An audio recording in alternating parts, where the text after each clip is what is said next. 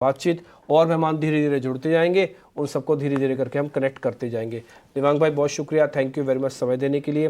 तो चलो पहले आप हमको ये बताइए कि आपका स्टांस क्या है। हमने तो एकुमुलेशन का स्टांस ले ही रखा है, आप सुनते भी होंगे रोज हमको, है ना। आप अभी भी कोई बड़ा एक्सपेरिमेंट करने के मूड में हैं या फिर अभी नहीं करें? Very good morning.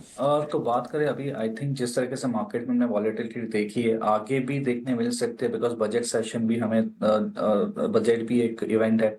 तो ओवरऑल अभी इंडेक्स स्पेसिफिक सजेशन रहेगा कि ज्यादा यहाँ पे पोजीशन न ले। 22,900 की इमीडिएट सपोर्ट है निफ्टी के लिए, और 23,350, 23,400 एक रेजिस्टेंस है। हमें लगता है कि ये दायरे में देखने मिल सकता है। अगर 22,900 को भी लेवल्स को ब्रेक करे तो पॉसिबल है फर्दर करेक्शन देखने मिल सकता है निफ्टी में। जहां तक बैंक निफ्टी की बात करें, बैंक निफ्टी का जो ओवरऑल ट्रेंड है वो डेफिनेटली हमें देखा है नेगेटिव ट्रेंड है, बट एक सपोर्ट के पास है। बैंक निफ्टी का जो इमीडिएट सपोर्ट है 47,900 एक सपोर्ट है बैंक निफ्टी के लिए, 48,800 ये एक रेजिस्टेंस है। तो ये दायरे में देखने मिल सकता है, बट जैसे हमने बात की वॉलेटिलिटी काफी देखने मिल सकती है मार्केट में, तो ट्रेडर्स को सजेशन रहेगा कि एक स्ट्रिक्ट स्टॉप लॉस के साथ काम करें मार्केट में। ठीक है, तो एक बार जरा आप अपने ट्रेडिंग कॉल्स भी बता दीजिए दिव्यांग, आपके ट्रेड कौन से हैं आज के? तो फर्स्ट स्टॉक यहाँ रहेगा सेल के लिए अपोलो टायर। अपोलो टायर की बात करें तो जो चार्ट स्ट्रक्चर है वो स्ट्रक्चर वीक हुआ है, lower top lower term structure में स्टॉक डेली चार्ट पे ट्रेड कर रहा है, तो मुझे लगता है और इसमें गिरावट देखने मिल सकती है। तो अपोलो टायर सेल की सलाह है। स्टॉप लॉस रखना है 435, टारगेट है 408। नेक्स्ट स्टॉक रहेगा बाय साइड एफएमसीजी स्टॉक के लिए। जैसे हमने बात की कि ओवरऑल जो मार्केट में वॉलेटिलिटी देखने मिल सकती है, तो हम डिफेंसिव काउंटर पे देखना बैट करना चाहेंगे। टाटा कंज्यूमर और खरीदने की सलाह है। स्टॉप लॉस यहाँ रखना है 973, टारगेट है 1020। ठीक है, तो आपके लिए अपोलो टायर पर ट्रेड करने की सलाह है दिव्यांग की तरफ से। लेकिन इस बार अपने एक्सपर्ट्स को और जोड़ लेते हैं। हमारे साथ जुड़ गए हैं प्रशांत सावंत हैं, दिग्गज टेक्निकल एनालिस्ट हैं, और फंडामेंटल एनालिसिस करेंगे जियोजित फाइनेंशियल के गौरांग शाह। आप दोनों का बहुत शुक्रिया समय देने के लिए। स्वागत है आपका 18 आवर्स स्वदेश पर। शुरुआत प्रशांत जी आपसे कर लेते हैं। आपने जरा ट्रेडिंग कॉल्स बता दीजिए, उसके बाद हम एक एक करके रिजल्ट्स पे और खबरों पर राय लेंगे आपसे।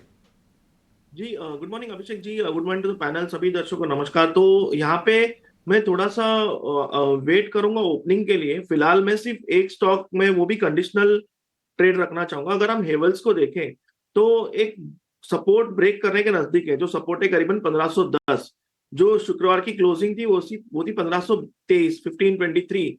तो यहाँ पे कंडीशनल सेल होगा बिलो 1510, 1510 के नीचे स्पॉट लेवल, और जो स्टॉप लॉस होगा वो 1530 के ऊपर 1532, 33 के आसपास रख सकते हो। और यहाँ से जो टारगेट होगा, अगर 1510 छूट जाता है तो 1460, 1460, 1450। ठीक है, हेवल्स और यहाँ से गिरावट बढ़ सकती है। 4.5% ही गिर के शेयर बंद हुआ है शुक्रवार के सत्र में प्रशांत जी की तरफ से। एक ये रिकमेंडेशन हो गई। Gaurang sir good morning. आपसे जरा आईसीसी बैंक से शुरुआत कर लेते हैं, और आईसीसी बैंक के साथ साथ आप जरा बैंकिंग सेक्टर को लेकर भी व्यू दीजिएगा, और कंसिडरिंग द फैक्ट कि आगे बजट खड़ा है, आप बताइए कि आपको आईसीसी बैंक के नतीजे कैसे लगे सर? बहुत बहुत धन्यवाद अभिषेक, आपका सभी को प्रणाम और शुभ प्रभात हमारे तरफ से। तो शनिवार को संध्या काल में 5 बजे हम आप ही के चैनल पर जुड़े थे, और हमने आईसीआईसीआई बैंक की नतीजों को लेकर के चर्चा कविता थपयाल जी से करी थी, और हमने हमारा वक्तव्य ये बताया था कि हमारा जो अनुमान था आईसीआईसीआई बैंक के नतीजों को लेकर के, उससे कहीं ज्यादा बेहतर आईसीआईसीआई बैंक के नतीजे आए हैं। थोड़ा बहुत मामूली सा, बहुत ही मामूली सा एनआईएम में अगर आप देखें तो 0.02% के नीचे की तरफ के आंकड़े आए। उसके बाकी अगर आप आंकड़े देखें, एडवांसेस, डिपॉजिट्स, मुनाफा, net interest income, asset quality, कमूमन पूरा मापदंड अगर अगर आप सामने रखते तो अच्छे थे नतीजे, हमें ऐसा लग रहा है। और निरंतर हमारी राय खरीदारी की रही है आईसीआईसीआई बैंक पर, और हमें लग रहा है कि कहीं ना कहीं वित्तीय क्षेत्र अब धीरे धीरे करके जो सुधार की गति है अभिषेक, वहां पर तेजी आने के आसार नजर आ रहे हैं, और शायद चौथी तिमाही के नतीजे इससे भी बेहतर हो सकते हैं। एक्सपर्ट को जोड़ लेते हैं। वुमेन फ्रंट मोतीलाल ओसवाल, शिवांगी सारडा हमारे साथ जुड़ गए हैं। शिवांगी जी गुड मॉर्निंग, बहुत शुक्रिया आपका समय देने के लिए। शुरुआत आपके स्टॉक से कर लेते हैं। बताइए आज आपका कहां पर कन्विक्शन है, कौन से शेयर चलेंगे आपके हिसाब से? जी वेरी गुड मॉर्निंग। हम देख रहे हैं बाजार में थोड़ी बहुत प्रेशर बनी हुई है, वॉलेटाइल स्विंग्स भी रहेंगे इस पूरे हफ्ते। एक इवेंट की तरफ हम प्रोसीड कर रहे हैं, बजट और मंथली एक्सपायरी भी है, तो इंडिया विक्स थोड़ी बहुत परेशानी जरूर देगा। ओवरऑल इंडेक्स थोड़े प्रेशर में है और हम देख रहे हैं कि एक आध दिनों की और थोड़ी वीकनेस जो है वो देखने को मिलेगी। ऐसे में मेरा काउंटर रहेगा HDFC बैंक पे सेल कॉल। तो यहाँ पे हम देख रहे हैं कि काफी वीकनेस बनी हुई है और एक शॉर्ट टर्म एक पोजीशन को हम यहाँ पे अप्लाई कर सकते हैं सेल कॉल के तरफ से। ओवरऑल शॉर्ट बिल्टअप यहाँ पे ऐड हुए हैं और पुट्स में भी काफी एक्शन देखने को मिल रहा है। तो काफी शॉर्ट टर्म कॉल है ये और इसमें हम देख सकते हैं कि नेक्स्ट जो टारगेट्स है वो राउंड अबाउट 1580 के बनते हुए दिखे, तो वहां तक के लिए हम शॉर्ट कर सकते हैं 1680 के एक स्टॉप लॉस के साथ। 1680 रुपए के स्टॉप लॉस के साथ एचडीएफसी बैंक को शॉर्ट करने की सलाह है। 1660-65 के हमने भाव देखे थे जब इसके रिजल्ट आए थे, लेकिन उसके बाद चीज़ें फिजल आउट होते हुए ज़रूर दिखी हैं। और आज अभी जो शुरुआती टिक्स आ रहे हैं, हालांकि अभी तो बिल्कुल शुरुआती हैं, इस पर ज़्यादा भरोसा नहीं कर सकते, लेकिन कमजोरी के ही आ रहे हैं एचडीएफसी बैंक को लेकर। एक और एक्सपर्ट को जोड़ लेते हैं, कुणाल परार भी हमारे साथ जुड़ गए हैं। कुणाल जी, गुड मॉर्निंग। आप बताइए, आपके पिक्स क्या हैं? बाय करेंगे, सेल करेंगे, या फिर दोनों के कॉल्स हैं? दोनों की एक भी कॉल नहीं है। अच्छा। फिलहाल गिफ्ट निफ्टी 128 130 पॉइंट डाउन है एंड मैं थोड़ा सा वेटिंग वॉच करूंगा। एक बार मार्केट सेटल हो जाता है तो ओपनिंग कॉल में कुछ मतलब मार्केट ओपन के बाद हम कुछ दे सकते हैं। फिलहाल वेटिंग वॉच का ही मेरा स्ट्रेटेजी रहेगा। ठीक है, ठीक है। मार्केट खुलने के बाद आपको कोई रणनीति बनाने की सलाह है कुणाल जी की तरफ से। तो कुणाल जी एक काम कीजिए ना, कुछ फिर आपसे स्टॉक्स पर व्यू ले लेते हैं।